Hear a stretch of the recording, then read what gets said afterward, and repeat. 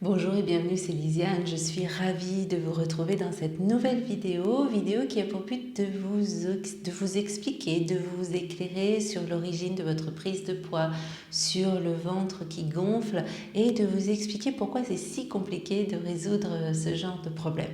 Alors, quelques questions à vous poser. Tout d'abord, pensez-vous que votre prise de poids, que votre alimentation soit à l'origine de cette prise de poids, de ces ballonnements qui vous dérangent? Ensuite, est-ce que vous comptez toujours en termes de calories les aliments que vous mettez dans votre assiette ou bien est-ce que vous vous intéressez aussi à leur valeur nutritive? Voyez-vous votre surpoids? Alors quand je parle de surpoids, ça peut être vraiment trop de kilos à faire disparaître, mais ça peut être aussi un léger surpoids, hein, qu'on soit d'accord là-dessus. Donc, voyez-vous votre surpoids comme un problème de santé? Alors, si vous avez répondu oui à ces questions, c'est très certainement que vous vous êtes déjà mis dans une démarche de changement, que vous avez envie de réfléchir autrement et de trouver des solutions durables, et je vous en félicite.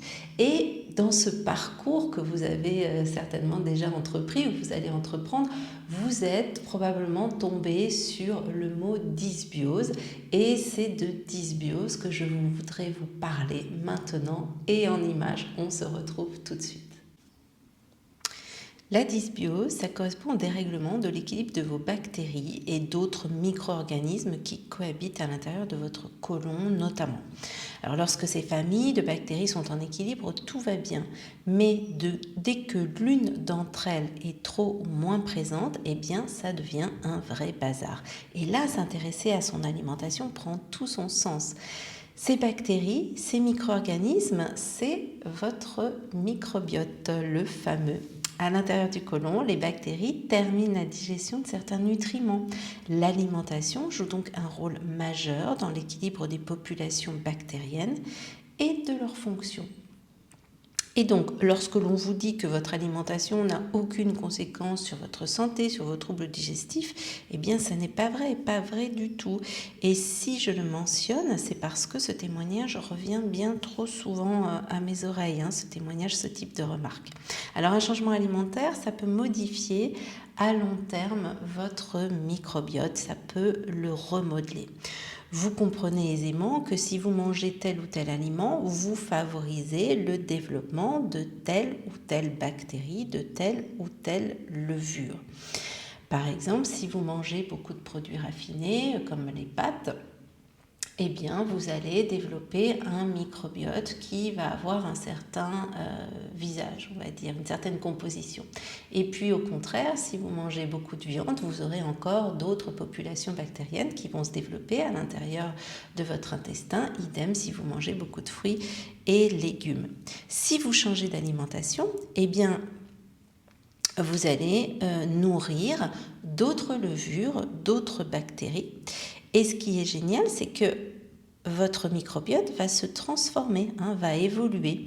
Il possède une grande plasticité, il a la capacité de se transformer, de se réorganiser, de se régénérer en fonction de ce que vous mangez, exactement comme se régénèrent vos cellules.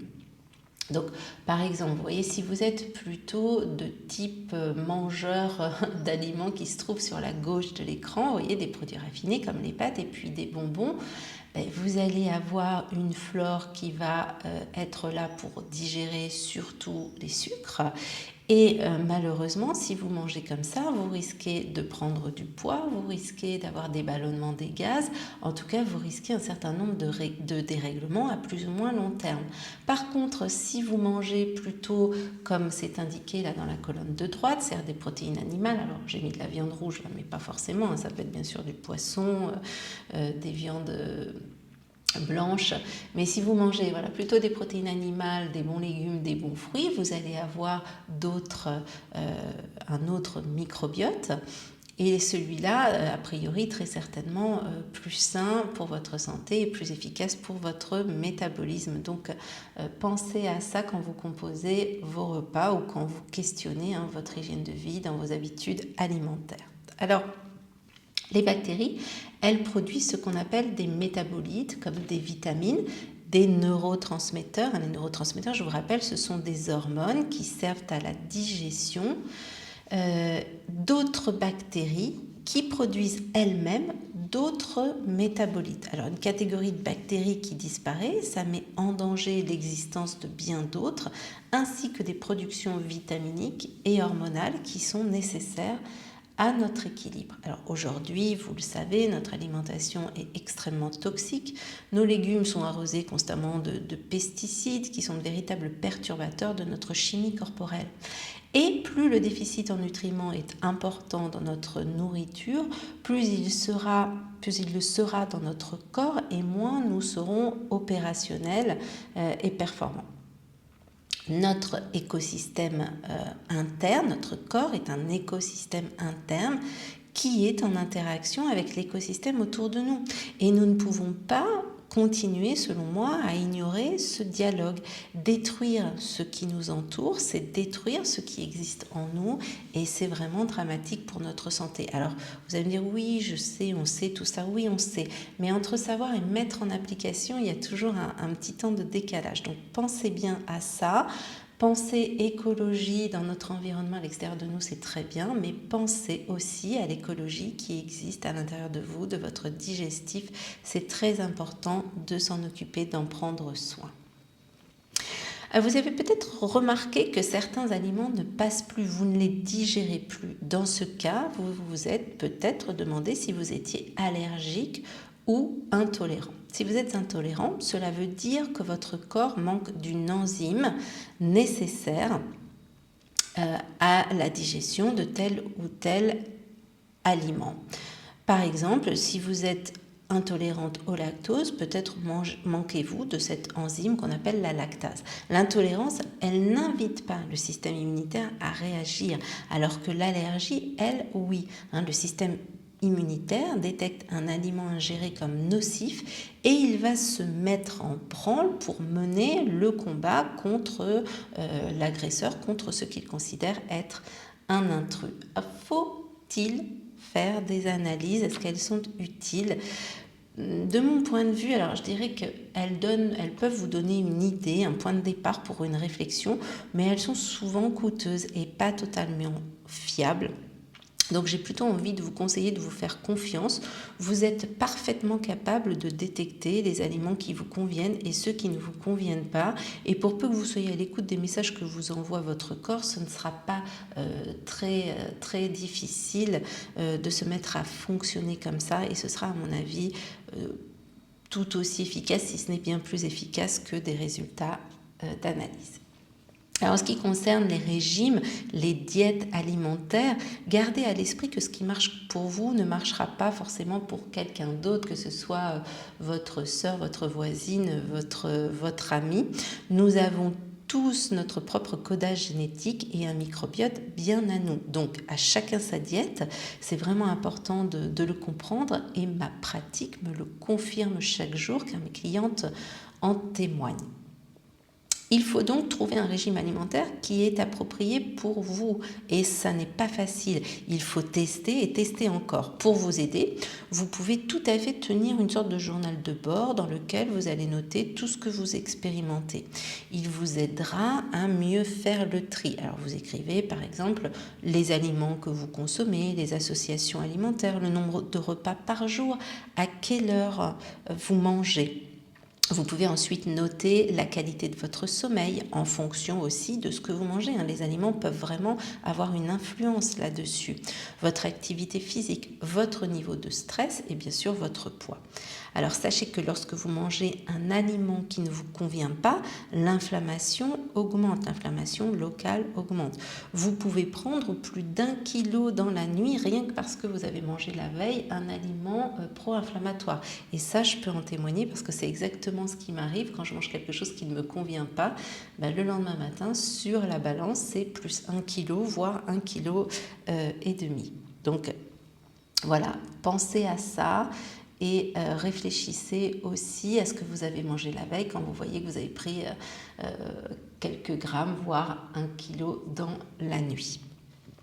Si vous souhaitez résoudre vos problèmes digestifs, les ballonnements, les gaz en excès, les problèmes de poids, il va certainement aussi falloir éviter des aliments, des boissons qui vous font fermenter et qui nourrissent les bactéries perturbatrices et entretiennent l'état de dysbiose. Alors vous voyez, je vous ai mis là à l'écran des aliments qui sont en théorie excellents pour la santé, ce sont des lactofermentations, mais lorsque votre intestin est fragilisé, même des aliments comme ça, vous ne les digérerez pas. Ce ne sont pas des aliments qui vont être bons pour vous, en tout cas à cette étape de la vie de votre digestif.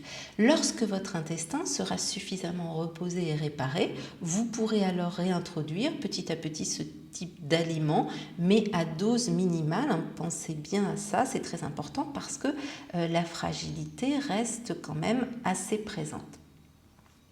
Pour trouver un début de solution à vos problèmes, il va très probablement falloir vous diriger vers un régime pauvre en glucides qu'on appelle aussi régime low carb chez nos amis anglo-saxons. Et ça veut dire, pauvre en glucides, ça veut dire pauvre en sucre, quelle que soit sa forme. Car les bactéries pathogènes adorent le sucre, c'est vraiment leur nourriture favorite. Donc il va falloir travailler sur la réduction de la charge glucidique à l'intérieur de vos repas. Alors malheureusement, et contrairement à certaines idées reçues, les régimes végétariens ne sont pas toujours les plus adaptés pour résoudre vos problèmes de poids, de ballonnement, car l'absence de protéines animales est compensée par les protéines végétales qui sont très riches en glucides et qui peuvent déclencher ce ventre, faire gonfler votre ventre et aussi être à l'origine d'une prise de poids. Donc attention au régime végétarien, questionnez aussi cette manière de vous alimenter si vous êtes concerné. Très important également, il faut aborder votre repas sereinement. Il faut éloigner votre téléphone portable, la télé, l'ordinateur. Il faut éloigner tout ça loin de vous et de votre assiette quand vous êtes attablé. Bref, il faut être présente à ce que vous faites et en état de pleine conscience quand vous mangez. Alors, vous allez pouvoir tester différentes diètes, différents régimes que je vais là aborder, mais je ne vais pas les aborder dans les détails, je vais simplement vous les mentionner et vous donner les grands principes. Et j'entrerai dans les détails dans une autre vidéo si ça vous intéresse. Et alors, ce qu'il faut bien avoir en tête aussi, c'est que ces diètes, ces régimes, souvent il faut les mixer. Il faut prendre une petite astuce ou deux dans l'un et puis une petite astuce ou deux dans un autre. Bref, vous allez là encore devoir expérimenter et réassocier à l'intérieur de ces diètes pour pouvoir finalement vous faire votre propre régime, votre propre méthode, votre propre diète, quelque chose qui va vraiment vous convenir et être adapté à vous et à vous seul. Alors le premier dont je veux vous parler, c'est le régime FODMAP qui consiste à supprimer tous les sucres complexes de votre alimentation qui sont souvent à l'origine de ballonnements. Ensuite, vous avez le régime GAPS qui lui vous invite à supprimer totalement les céréales, les légumes riches en amidon, bref, la plupart des sucres. Vous avez aussi le régime paléocétogène qui est constitué de beaucoup de protéines, de bons gras et de légumes verts. Et je vous parle là maintenant d'une variante du paléocétogène qui est le régime AIP ou auto-immune protocole. Donc c'est la même chose que le précédent, mais vous allez devoir en plus supprimer les œufs, les noix et les graines qui sont des aliments pour certaines personnes pro-inflammatoires. Alors je vous ai mis ça, pensez aux dissociations alimentaires, au régime dissocié. Pourquoi? Parce que quand vous avez un digestif qui est fragilisé et que dans votre assiette vous allez mettre des glucides, des protéines, des glucides donc des sucres, des protéines, de la viande, du poisson ou du tofu, et puis des graisses, de la bonne huile d'olive, de la graisse de coco, etc. Eh bien vous réunissez au sein de votre assiette toutes les familles de macromolécules qui sont digérées, chacune d'entre elles est digérée par des enzymes très particulières. Donc votre digestif, il va devoir travailler beaucoup, produire énormément d'enzymes pour que la digestion puisse se faire dans les conditions les meilleures possibles. Et quand on a un digestif qui est déjà affaibli, qui est déjà fatigué, je trouve que c'est pas une bonne idée, c'est pas le meilleur choix. Donc encore une fois, dissocier, expérimenter, je pense vraiment que c'est quelque chose qui pourrait vous aider. Pensez aussi à offrir du repos à votre système digestif. Ça veut dire quoi?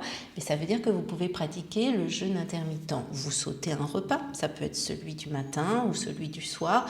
Ça peut être aussi celui de midi, pourquoi pas, si c'est plus facile pour vous. En tout cas, voilà, testez, sautez un repas de temps en temps, tous les jours si vous pouvez, et ne grignotez pas. Là aussi, c'est vraiment important. Si vous passez votre temps à grignoter, votre digestif, il travaille tout le temps et il va s'épuiser. Vous pouvez aussi expérimenter le jeûne. Alors le jeûne, c'est pas forcément sur 6 jours, ça peut être des jeûnes plus courts, surtout si vous avez peur, si vous craignez un petit peu le fait d'arrêter de manger. Vous pouvez très bien expérimenter ça sur 3 jours, 2 jours, voire même une journée. Ce sera déjà très bien. Et l'alternative au jeûne, si vous ne vous sentez pas capable tout de suite de vous priver totalement de nourriture, eh bien c'est la cure de détox avec des jus de légumes.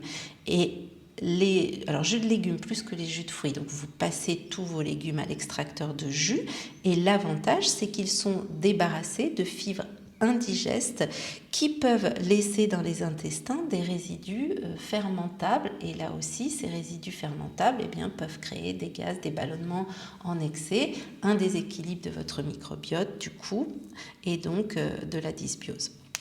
Alors voilà, j'espère de quoi vous aider à retrouver un ventre plat, en tout cas des pistes pour vous aider à le faire, à retrouver un calme digestif, la ligne, et à retrouver aussi des performances métaboliques plus efficaces, meilleures, un microbiote en voie de guérison, en voie de se rééquilibrer plutôt. Si vous avez besoin d'être piloté, je vous invite aussi à revenir vers moi et à consulter mes formations en ligne. Je suis là pour vous aider, pour vous guider dans vos démarches. C'est très important. N'hésitez pas à me laisser des commentaires, à me dire quels sont les sujets qui vous intéressent et que je me ferai un grand plaisir à traiter. Écrivez-moi ça dans les commentaires.